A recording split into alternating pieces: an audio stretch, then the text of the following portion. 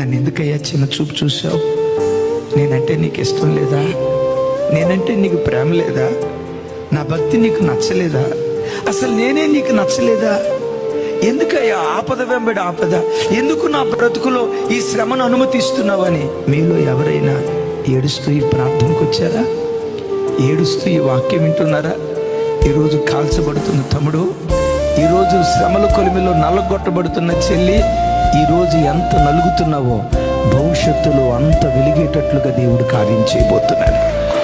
ఈరోజు అరణ్య మార్గం గుండా దేవుడు నేను తీసుకొని వెళ్తున్నాడంటే రేపు హోరేబుకు నువ్వు చేరబోతున్నావు, దేవుని పర్వతాన్ని ముఖాముఖిగా చూడబోతున్నావు అన్న విశ్వాసంతో శ్రమల మధ్యలో కాల్చబడేటప్పుడు శ్రమలు తీసే ప్రభువా, తప్పులేదు అడగటం, శ్రమలు తీసే ప్రభువా అని అడిగేదానికంటే దానితో పాటు ఈ శ్రమలను భరించడానికి కావలసిన శక్తి దయచేవా.